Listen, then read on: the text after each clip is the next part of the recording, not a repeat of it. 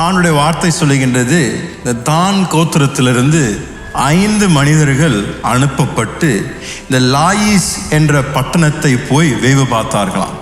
வேவு பார்த்த பொழுது அங்கே வசித்து கொண்டிருந்த ஜனங்கள் அங்கே இந்த சிதோனியர்களுடைய கலாச்சாரத்தில் வாழ்ந்து கொண்டிருந்தார்கள் என்று கண்டு அவர்கள் அமைதியும் சமாதானத்தில் வாழ்ந்து கொண்டிருந்தார்கள் என்பதை பார்த்து அவர்கள் அந்த ஜனக்கூட்டத்தையும் அந்த இடத்தையும் அவர்களுக்கு சுதந்திரமாக மாற்றிக்கொள்ள விரும்பினார்களாம். இந்த பூமி மீண்டும் நம்மளுடைய பார்வைக்கு நம்மளுடைய சொந்த விருப்பத்திற்கு ஏற்ற விதமாக இருக்கின்றது. தேவன் நமக்கு இதை நிச்சயம் தருவார் என்று நாம் போய் இந்த பூமியை சுதந்திரித்துக் கொள்ளலாம் என்று அவர்கள் தீர்மானம் செய்கின்றார். இந்த வாசித்த வசனத்தில் 3 காரியங்கள் அங்கே எழுதப்பட்டிருக்கின்றது. அதை தான் இன்றைக்கு உங்களுக்கு முன்பதாக வைத்து அந்த 3 பாடங்களை கொண்டு நம்மளுடைய வாழ்க்கையில நாம் எப்படி எச்சரிக்கையாக இருக்கணும் என்று உங்களோடு கூட நான் பேச விரும்புகின்றேன். ஏனென்றால் அந்த 18வது அதிகாரத்தில் நடந்த ஒரு சம்பவம் அந்த தான் கோத்திரத்தாருடைய எதிர்காலத்தையே மாற்றிவிட்டது.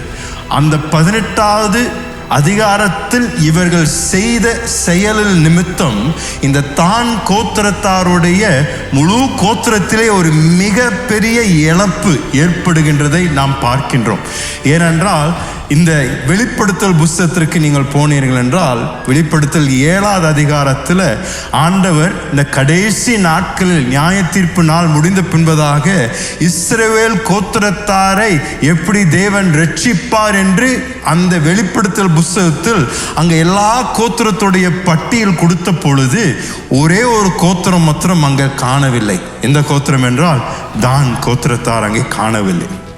நான் சொல்லுவேன், இந்த 18வது அதிகாரத்தில் நடந்த சம்பவத்தின் நிமித்தம் இந்த தான் கோத்திரத்தார் அவர்களுடைய இடத்தையும் அவருடைய ஸ்தானத்தையும் இழந்து விட்டார்கள் என்று நான் சொல்லுவேன். ஆகையால் தான் இன்றைக்கு அந்த 7வது வசனம் உங்களுக்கும் எனக்கும் ஒரு எச்சரிக்கையின் வசனமாக இருப்பது மிக அவசியம். இந்த தேவ வார்த்தையில் நாம் பார்க்கும் பொழுது என்னுடைய ஜெபம் பரிசுத்த ஆவியானவர் இன்று இந்த ஆராதனையில் அமர்ந்திருக்கின்ற ஒவ்வொருவரோடும் இடைப்பட்டு நம்மளுடைய வாழ்க்கையில இப்படிப்பட்ட பழக்கங்கள் இருக்கும் என்றால் இன்றைக்கு அதை சரி செய்வதற்கு தேவன் நமக்கு உதவி செய்வாராக. நாமும் இந்த தான் கோத்திரத்தாரை போல நம்மளுடைய பெயரையும் நம்மளுடைய இடத்தையும் அந்த ஜீவ புஸ்தகத்தில் இழந்து விடக்கூடாது. ஏனென்றால் சில நேரத்தில் சில கிறிஸ்தவர்கள் யோசிக்கிறான், நான் ரசிக்கப்பட்டா போதும், அவ்வளோதான், நான் வந்துடும் பரலோகத்துக்கு. இல்லைங்க, பல இடங்களில் தேவ வார்த்தையில எச்சரிக்கையாக சில பழக்க வழக்கங்களை நம்மளுடைய வாழ்க்கையில இருக்கக்கூடாது என்று தேவ வார்த்தை நமக்கு மிக தெளிவாக நமக்கு போதிக்கின்றது.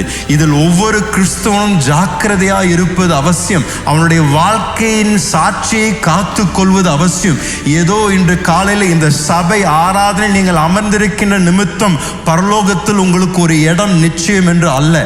பரலோகத்தில் உங்களுடைய இடம் நிச்சயமா இருப்பதற்கு 2 காரியங்கள் உண்டு. ஒன்று, இயேசுவின் இரத்தத்தினால கழுவப்படணும்.